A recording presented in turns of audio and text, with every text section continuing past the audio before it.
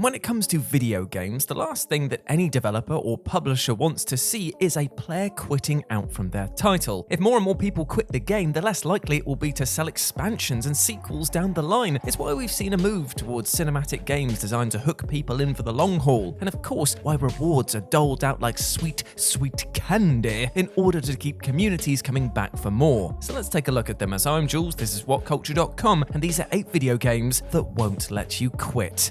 Number 8. Smelling Salt's Denial, Psychonauts 2. Now, speaking from the perspective of a person who's recently completed Psychonauts 2 100% and loved every single second of it, I wasn't even aware of this sneaky little Easter egg that can be found in the last level of the game should the player try to quit out on the final dungeon. Now, without spoiling this quite literal mind-bender of an adventure, the final level/stage of this game is one that really does demand all of your attention, to the point that the game mentions that once you venture into it, there's no way back. This should be your first indication that the title is going to try and slap your hand away from the quit button should you ever be tempted, but it actually goes about things in a rather brilliant way. Now, you see, throughout the franchise, you've had the option to use smelling salts in order to eject yourself from whoever's mind that you're snooping about in. But here, in the final area, should you try to crack this stinky little egg, Ford Cruller will emerge from your ear and spit out the smelling salts, denying you the chance to quit. It's a wonderful moment and totally in keeping with the silly and indeed surreal nature of this brilliant title.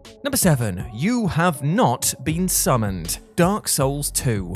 When you're looking at a title as punishing as Dark Souls 2, quitting might seem like a very reasonable response. After all, there are only so many times you can be invaded, ganked, cry, retry, and then get smashed to pieces by the local wildlife. And so, for some, the PvP element on top of the regular enemies was just a little bit too much. Now, in the original Dark Souls title, even if another player had invaded your world, you still had access to the quit game function in the menus. Yet Dark Souls 2, well, my friend, you're flat out of luck. Here, the function was removed entirely, and while it would be possible to force the game to quit through other means, it was a clear move from the developers that you just needed to take your lumps and, what's the term again? Oh yes, get good. Now, to be honest, you'd not really want to quit out in this fashion either, as it turns out that Dark Souls 2 tracks your disconnections from other players, and if you do it too many times, will actually bar you from calling in summoning help in your world. Ouch. Talk about adding salt to a wound that somebody has just been kicking open with steel toe-cap boots. Number 6. Don't even try to pause,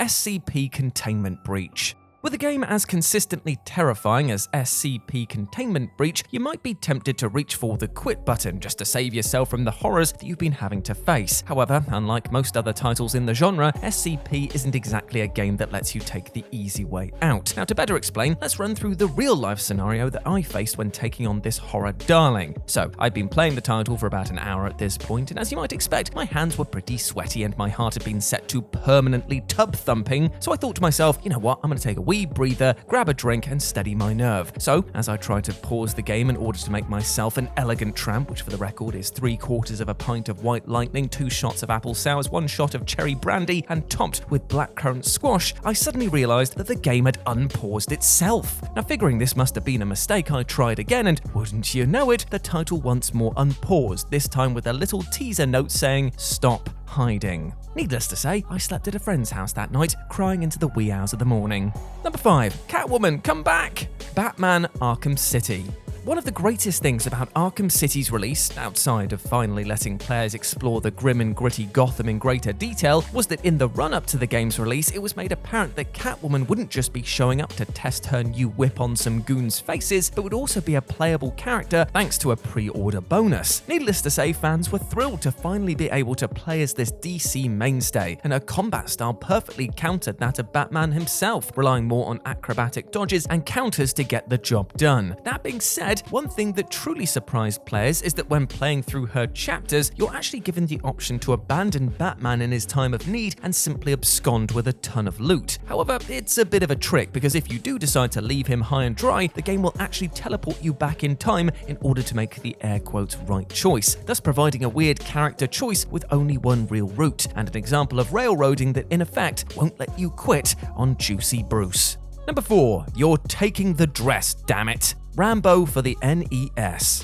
Now, RAMBO for the NES is a bit of a weird game, and when you consider the other off-the-wall titles that called Nintendo's grey powerhouse home, that's quite the statement. You see, while the game itself is pretty fun, outside of being absolutely balls to the walls hard, it's also a title that takes its source material rather seriously, but only when it comes to following minute plot points of the film. Across the experience, the player is presented with multiple choices that they can make, from denying the mission in the first place in favour of staying in prison, which radio frequency to call in order to enlist help, and even whether you want to trade your gun for a dress. No, seriously. What makes all of these moments so deliciously odd, though, is that you cannot refuse any of them. Seriously, even though each scenario presents a choice, the player cannot refuse the offers and must select the right response, or the game just repeats them over and over again. Even the opening choice as to whether you even want to begin the game breaks the fourth wall, with the military officer stating the game doesn't begin until you select the other option. You literally can't quit until the mission is done. Number 3. The game that never ends. Harvest Moon franchise.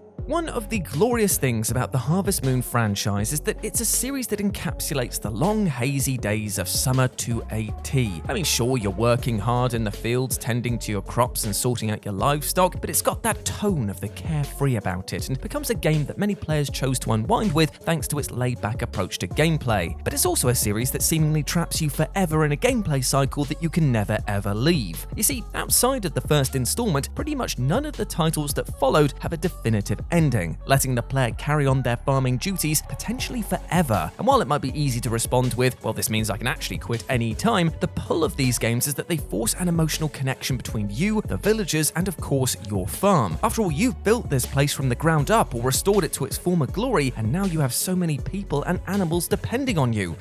Emotional guilt tripping. Harvest Moon clearly is a big fan of this. Number 2. Every live service title. Not to sound like an old man yelling at the clouds here, but video games sure have changed a lot since I started sucking on that digital teat back in the early 90s. And one of the most incredible shifts for me personally isn't related to the graphics or processing power of modern day platforms, but in how video games are now effectively evolving titles. Thanks to the ability to patch a game on a fly, the rise of early access titles, and of course games as a live service, we're genuinely experiencing a bizarre scenario where the game that you buy on day one might actually be totally different to the final product that becomes shaped by events, DLC, and community feedback. What developers are trying to do here is make a title that adapts to the players' changing tastes and, in effect, provide them with something that they will never stop playing. As I said before, the last thing a title nowadays wants you to do is make a player quit, and so by clever and rather disturbing emotional manipulation and reward cycles can tease out daily challenges, roadmaps for content, special timed events, and more in order to keep you hooked. In essence, some video games these days will do all they can to never let you quit. Creepy, right?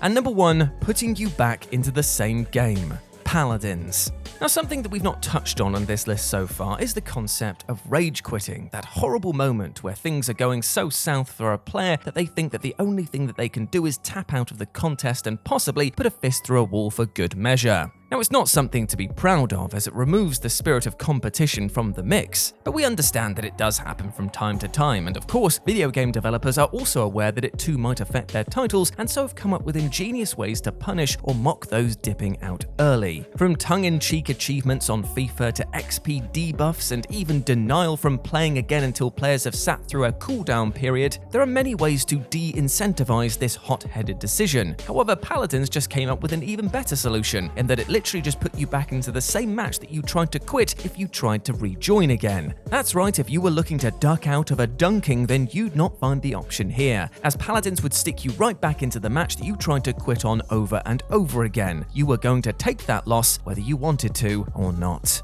And there we go, my friends. Those were 8 video games that won't let you quit. I hope that you enjoyed that, and please let me know what you thought about it down in the comments section below. As always, I've been Jules. You can go follow me over on Twitter at RetroJ with a 0, or you can swing by Live and Let's Dice. That's Dice with a C, where I do all of my streaming outside of work, and it'd be great to see you over there, my friends. But before I go, I just want to say one thing. From me to you, my friend, I'm never going to quit on you, and you should never quit on yourself. You should always keep believing in yourself and trying to strive to be a better person. So don't beat yourself up for mistakes that you made in the past. Don't beat yourself up for current situations that you're in, and remember above all else that you're a good person and you deserve love, happiness, and success. and I want you to go out there and absolutely smash it today, you massive ledge. Never give up on that. As always, I've been Jules. You have been awesome. Never forget that, and I'll speak to you soon. Bye.